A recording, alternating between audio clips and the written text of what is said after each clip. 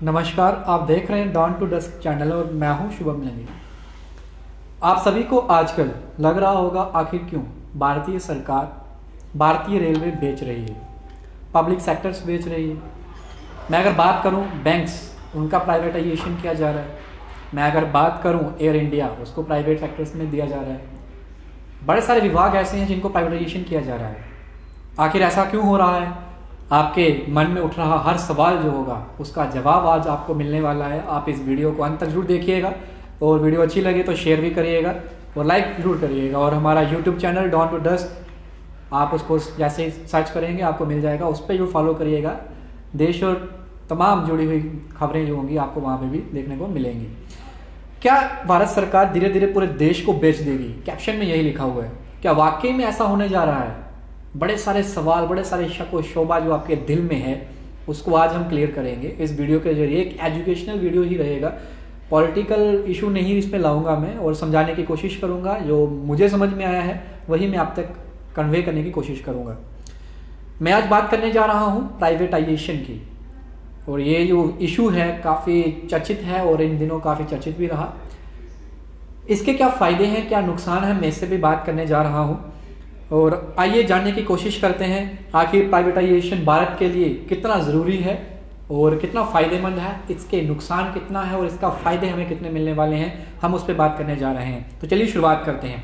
पहले प्राइवेटाइजेशन की बात करते हैं, और प्राइवेटाइजेशन को समझना बहुत ज़रूरी है। इसकी डेफिनेशन पे अगर हम जाएँ तो जिन लोगों को लगता है ना कि प्राइवेटाइजेशन यानी कि पूरी तरह से प्राइवेट कर देना किसी भी सेक्टर को, तो वो गलत है। ऐसा बिल्कुल भी नहीं है। अगर मैं प्राइवेटाइजेशन की बात करूं तो देखिए, प्राइवेटाइजेशन का जो मतलब है सब कुछ बेचना नहीं है। अगर मैं इसको पॉलिटिकल नहीं, इसको एजुकेशनल पॉइंट ऑफ व्यू से समझने की कोशिश करेंगे अगर हम, तो हमें समझ में आएगा प्राइवेटाइजेशन का जो मतलब है जब ओनरशिप गवर्नमेंट से ट्रांसफ़र होकर प्राइवेट कंपनीज के हाथों में जाती है, उसे प्राइवेटाइजेशन कहा जाता है। जहाँ सरल भाषा में अगर मैं कहूँ तो जब कोई प्राइवेट कंपनी सरकारी कंपनी के 50% से ज़्यादा शेयर या एसेट्स को एक्वायर करती है, उसे प्राइवेटाइजेशन कहा जाता है। अब आप इस बात को अगर बात करें अपने देश की, तो बड़े सारे लोग प्राइवेटाइजेशन जो है इसको सही समझते हैं। उनका मानना है कि ये सही होनी चाहिए, और वही दूसरी तरफ कुछ ऐसे लोग हैं जिनकी धारणाएं ऐसी हैं कि ये गलत है, ऐसा नहीं होना चाहिए, प्राइवेटाइजेशन जो है इसको नहीं होना चाहिए। जो सही मानते हैं उनको लगता है कि जो प्राइवेटाइजेशन है, कंपनीज जो है वो सरकार कंपनीज से बिजनेस जो है उसको सही तरीके से चलाती हैं। क्योंकि अगर गवर्नमेंट कंपनी, गवर्नमेंट सेक्टर्स में अगर गवर्नमेंट की पार्टनरशिप है, उससे बेटर जो है वो प्राइवेट कंपनीज जो है उसको चलाएंगी, उसको ओन करेंगी। उनकी ये धारणाएं हैं। उनको लगता है कि बिजनेस प्रॉफिट जो होगा वो गवर्नमेंट अपने से ज़्यादा प्राइवेट कंपनीज को अगर देती है तो वो उसको बढ़ाने में ज़्यादा कारगर साबित होंगी। इसके अलावा अगर मैं बात करूं, उनको ये लगता है, जो लोग समझते हैं कि प्राइवेटाइजेशन जो है वो सही है, उनको ये लगता है कि सर्विसेज की अगर बात करें as compare to government sector, private sector में सर्विसेज क्वालिटी जो है वो बेहतर मुहैया करवाई जाती है। जैसे BSNL और जियो या एयरटेल की हम एग्जांपल यहाँ पे लेते हैं। आपके सामने तस्वीर है BSNL की सर्विसेज किस तरीके की रही, किस तरीके की सूरत हाल है पूरे जम्मू, अगर भारतवर्ष की बात करें BSNL सेक्टर की। दूसरी तरफ जियो, जो कुछ साल पुरानी ऑर्गेनाइजेशन एस्टेब्लिश की गई। एयरटेल तो हालांकि बड़े देशों में चल रही थी, इंडिया में भी थी, लेकिन आप सर्विसेज क्वालिटी देख सकते हैं BSNL, जियो और एयरटेल तीनों में अलग अलग है। इसके अलावा अगर हम बात करें, कुछ लोग तो ये भी कहते हैं सरकार को बिजनेस में दखलंदाजी नहीं देनी चाहिए, सरकार को सिर्फ और सिर्फ पॉलिसीज बनानी चाहिए और उसको लागू करना चाहिए, उसको इम्प्लीमेंटेशन करने पे जोर देना चाहिए, ना कि बिजनेस करने की तरफ जोर देना चाहिए। उनको दूरी बनाई रखनी चाहिए बिजनेस से। कुछ लोगों की ये भी धारणाएं हैं। वही कुछ लोग प्राइवेटाइजेशन की अगर मैं बात करूं तो उसके खिलाफ भी नजर आते हैं।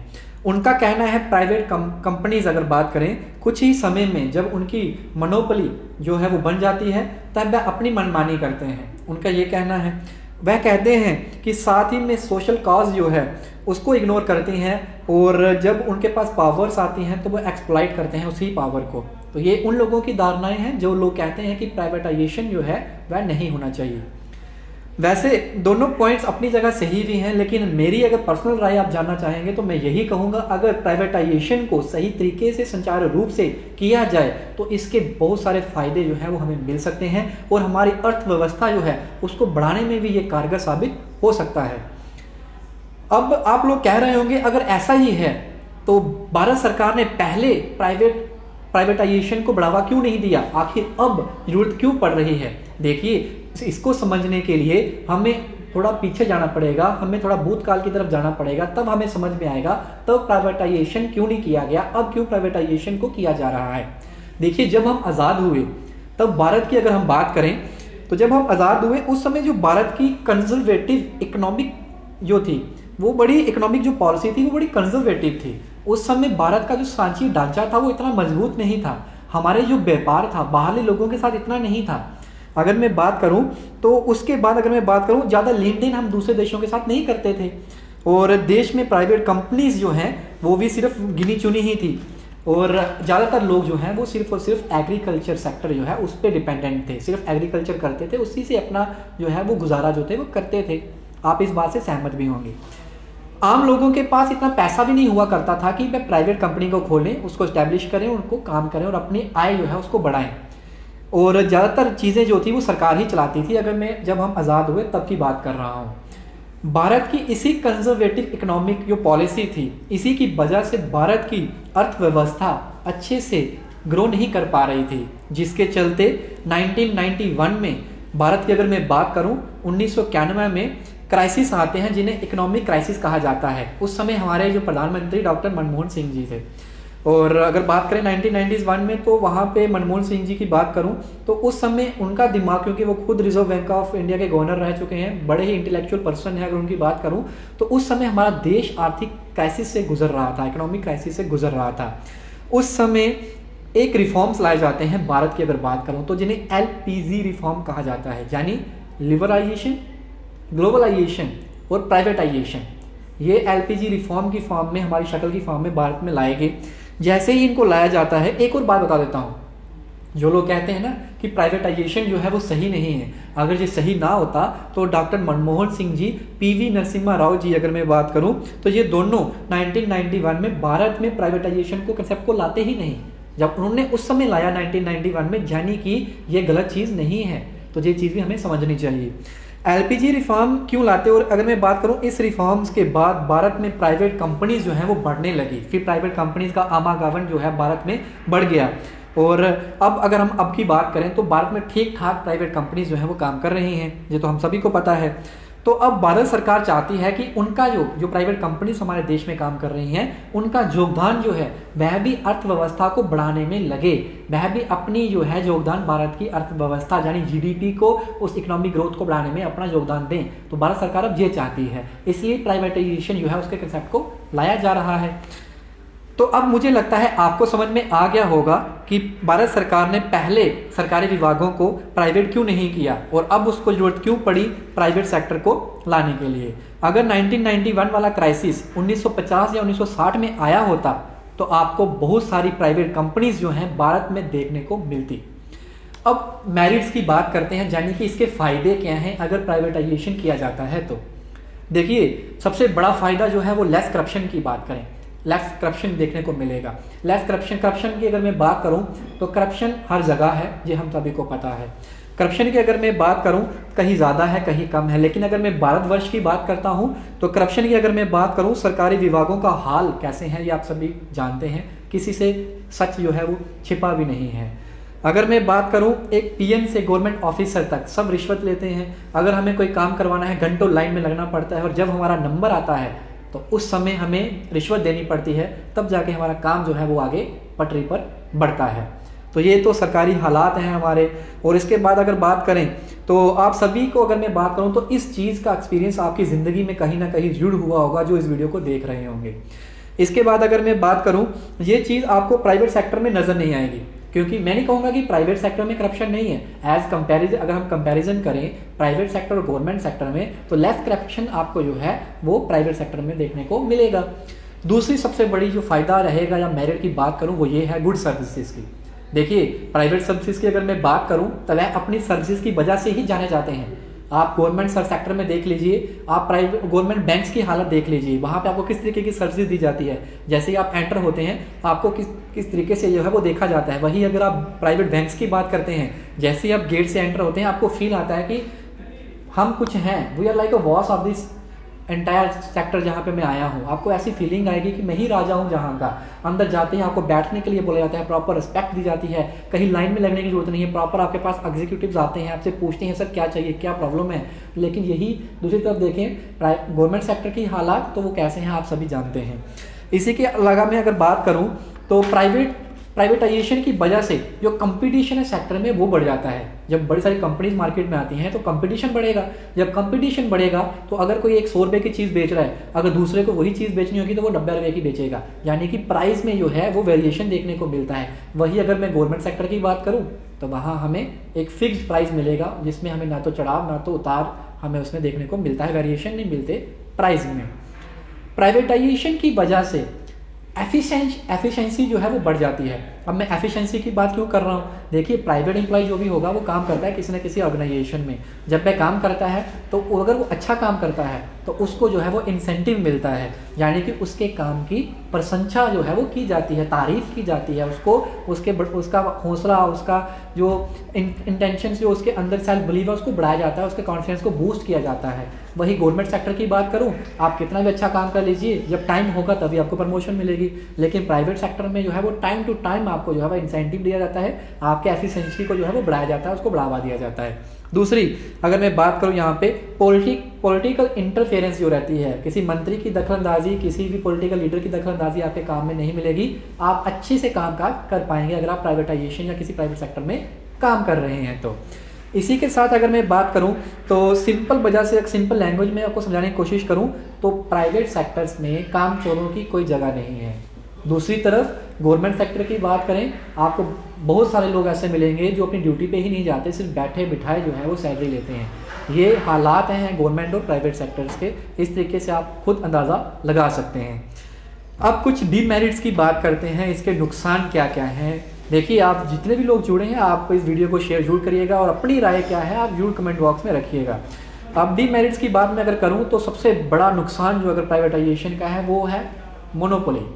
देखिए, जब कोई भी प्राइवेट कंपनी एस्टैब्लिश की जाती है, उसके बाद जब वह अपना मार्केट में अपनी वैल्यू, अपनी इमेज बना लेती है, फिर वो अपनी मोनोपोली जो है वो कायम कर लेती है। फिर वो अपने मनचाहा जो है वो प्राइस फिक्स करती है, अपने हिसाब से काम करती है। फिर वो सिर्फ प्रॉफिट की तरफ देखती है कि मुझे किस तरीके से प्रॉफिट जो है वो ज़्यादा से ज़्यादा कमाने को मिले, उसको आम लोगों से कोई लेना देना नहीं होता।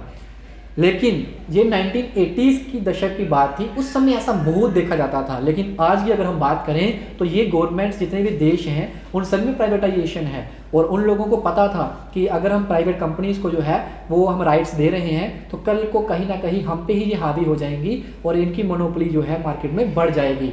तो गवर्नमेंट्स जितनी भी थी हर देश की, उन्होंने एक पॉलिसी बनाई। उस पॉलिसी की अगर मैं बात करूं तो उन्होंने प्राइसिंग पॉलिसी वो एक इंट्रोड्यूस करी, हर एक देश की गवर्नमेंट ने करी, जिसके अंदर इन्होंने प्राइस को जो था वो कैपिंग लगा दी, यानी कि लिमिट्स कर दिया तय कि आप अगर प्राइवेट कंपनी के ऑनर हैं, आप किसी प्रोडक्ट का प्राइस जो है वो इस हद तक बढ़ा सकते हैं, इस हद से आप पार जो है वह नहीं जा सकते। तो ये बहुत बड़ा और अच्छी बात है। अगर प्राइवेटाइजेशन में मोनोपोली को कंट्रोल करना है तो इस तरीके की पॉलिसीज अगर हमारी गवर्नमेंट जो है वो भी इंट्रोड्यूस करती है हमारे देश में, तो हमें प्राइवेटाइजेशन में जाने से कोई खतरा जो है वो नहीं होगा। अगर इसके अलावा अगर मैं बात करूं 2019 और 20, अब मैं जो बात करने जा रहा हूं वह बहुत ही ज़रूरी बात है और बहुत इंपॉर्टेंट विषय है, क्योंकि रेलवे प्राइवेटाइजेशन की बात करने जा रहा हूं, भारतीय रेलवे का प्राइवेटाइजेशन। अगर मैं प्राइवेटाइजेशन की बात करूं भारतीय रेलवे की, तो आपने देखा होगा 2019 और 20 का जो बजट रहा, उस बजट में हमारे रेल मंत्रालय में पीयूष गोयल जी जो उसके मंत्री थे, मिनिस्टर थे, उन्होंने एक बजट में कुछ बातें कही। सबसे बड़ी बात उन्होंने कही 50 लाख करोड़ इन्वेस्टमेंट हम करने जा रहे हैं 2030 तक, यानी कि 2030 तक हम 50 लाख करोड़ की ह्यूज इन्वेस्टमेंट रेलवे सेक्टर में करने जा रहे हैं। किस विषय में? ताकि इंडियन रेलवे को बेस्ट रेलवे स्टेशन या बेस्ट रेलवे प्लेटफॉर्म बनाया जा सके पूरे विश्व के अंदर।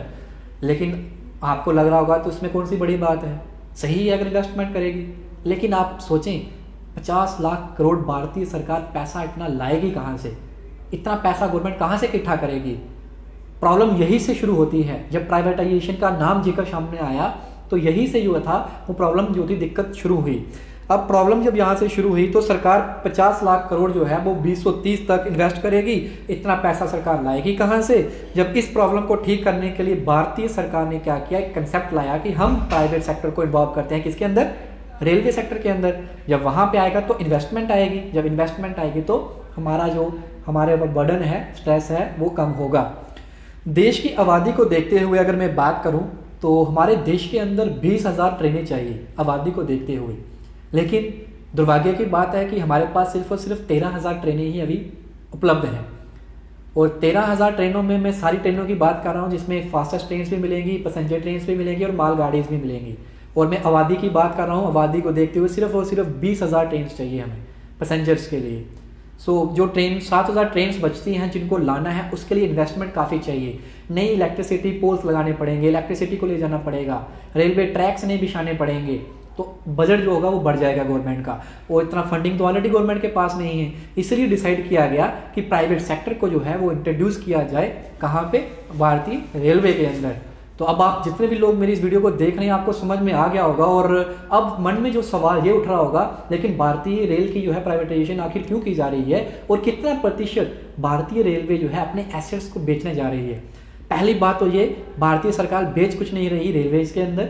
भारतीय सरकार जो है सिर्फ और सिर्फ 100% अगर ट्रेन की बात करें उसका सिर्फ 5% ट्रेनें होंगी जो प्राइवेट करेगी, सिर्फ 5% ट्रेनें, और वह भी 35 ईयर्स तक उनको दिया जाएगा वह काम। सिर्फ और सिर्फ मेन मोटिव यही है कि हर एक इंसान को जो है वो अपॉर्चुनिटी मुहैया करवाई जाए। अगर गवर्नमेंट सेक्टर नहीं, वो प्राइवेट सेक्टर में जाके उस अपॉर्चुनिटी को तलाश कर सकता है और प्राइवेट कंपनीज को, प्राइवेट सेक्टर्स जितने भी हैं, वह अपना योगदान जो है भारतीय अर्थव्यवस्था को मजबूत करने के लिए दे सकते हैं।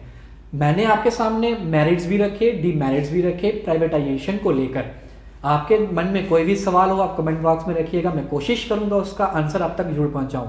इसी से जुड़ा हुआ अगला पार्ट जो होगा, अगला भाग जो होगा, मैं आपके सामने रखूंगा, वो बहुत जल्द लाऊंगा। डिपेंड करेगा आपके इंटरेस्ट के ऊपर, आप किस तरीके से इस वीडियो को प्यार देते हैं। ठीक है। दूसरी बात अगर मैं आपसे कहूं तो प्राइवेटाइजेशन की अगर मैं बात करूं तो प्राइवेटाइजेशन जो है वह कंसेप्ट जो है उसको समझने की ज़रूरत है। बड़े सारे नैरेटिव्स पूरे देश में जो है आज फैलाए जा रहे हैं कि इस तरीके से या इस तरीके से। वही अगर मैं प्रधानमंत्री मोदी जी की बात करूं तो उनका विजन साफ है और जो भी चीज़ करते हैं वह अलग करते हैं और उसकी आलोचना भी की जाती है। यही डेमोक्रेसी है, यहाँ सही है वहाँ गलत भी है, यहाँ गलत है वहाँ सही भी है। अगर कोई अच्छी चीज़ करता है वहाँ उसकी प्रशंसा भी की जाती है, जहाँ कोई चीज़ गलत लगती है वहाँ उसकी आलोचना जो है वह भी की जाती है। तो भारतीय प्रधानमंत्री जो हैं हमारे, उनका साफ कहना और साफ विज़न जो है वह यही है, हर एक इंडिविजुअल जो है वह अपना योगदान जो है भारतीय अर्थव्यवस्था को मजबूत करने के लिए दे, अपना योगदान उसमें दे, जिसके चलते वह जो है वेबिनार जो कर रहे हैं प्राइवेट कंपनीज के साथ, प्राइवेट सेक्टर्स के साथ, ताकि वह अपना योगदान जो है वह जो है वो अर्थव्यवस्था में दें, ताकि भारतीय इकोनॉमिक्स क्राइसिस जो इस समय हम गुजर रहे हैं इससे तो बाहर निकलें। जितने भी हमारे उपकरण हैं जो आज सरकारी जो है वो जंग लग रहा है, जिनको यूटिलाइजेशन नहीं किया जा रहा, समय समय पर जो है वह हम उसको यूज़ कर रहे हैं, समय समय पर हम जो है उसके अंदर जो है वो पैसा डाल रहे हैं, समय समय के अंदर पैसा इन्वेस्ट करना पड़ रहा है, उसकी मेंटेनेंस के अंदर डालना पड़ रहा है। सो हम इस चीज़ से जो है वो निजात तभी डाल पाएंगे जब प्राइवेट सेक्टर जो है अपना प्रॉफिट शेयर जो है वो इकोनॉमिक क्राइसिस से बाहर जो है वो कमा रहा है, जब उसका योगदान जो होगा भारतीय अर्थव्यवस्था के अंदर आके वह भी भारतीय अर्थव्यवस्था को मजबूत करने के लिए, उसको सशक्तिकरण जो है उसका करने के लिए, उसको पावर करने के लिए अपना योगदान जो होगा वह देगा। तो आज का मुख्य विषय यही था, प्राइवेटाइजेशन और इसके मेरिट्स और डीमेरिट्स, ये सही है कि नहीं है। अगर मेरी राय माने तो मेरी राय से अगर प्राइवेटाइजेशन का सही तरीके से संचार रूप से इस्तेमाल किया जा सकता है तो प्राइवेटाइजेशन जो है वह सही रहेगा भारतीय अर्थव्यवस्था के हिसाब से। वही दूसरी तरफ अगर भारतीय रेलवेज, बैंक सेक्टर, कुछ पीएसयूज को छोड़कर अब मोदी जी ने एक वेबिनार में कहा कि हम मैक्सिमम जो है उसमें प्राइवेटाइजेशन को इन्वॉल्व करेंगे, और उन्होंने विजन यही कहा कि अर्थव्यवस्था को मजबूत करने के लिए प्राइवेट सेक्टर को इन्वॉल्वमेंट जो है वह उसकी भागीदारी काफ़ी अनिवार्य है। और उसी के साथ उन्होंने ये भी कहा कि हम जो है वो 100% जो है वह प्राइवेटाइजेशन नहीं करने जा रहे, हम कुछ हिस्से जो है वो प्राइवेटाइजेशन करेंगे जिसमें हमें जो है ध्यान देना पड़ता था, हमें अपने सोर्सेज से पैसा इन्वेस्ट करना पड़ता था उन उपकरणों की देखभाल करने के लिए। तो आप जुड़े मेरे साथ, आपने अपना प्यार दिया और आपने देखा, और अगर आपको वीडियो अच्छा लगा इसको शेयर जरूर करिएगा। कमेंट बॉक्स में अपनी राय जो है वो जरूर रखिएगा कि आपको किस तरीके से क्या लगता है, क्या प्राइवेटाइजेशन जो है वह सही है भारत के लिए, क्या प्राइवेटाइजेशन सही नहीं है भारत के लिए। तो आप जुड़े, आपने मुझे अपना समय दिया, आप देखते रहिए डॉन टू डस्ट चैनल को, और यूट्यूब पे हमें जरूर सब्सक्राइब करिएगा। तब तक के लिए आप मुझे दीजिए इजाज़त। धन्यवाद।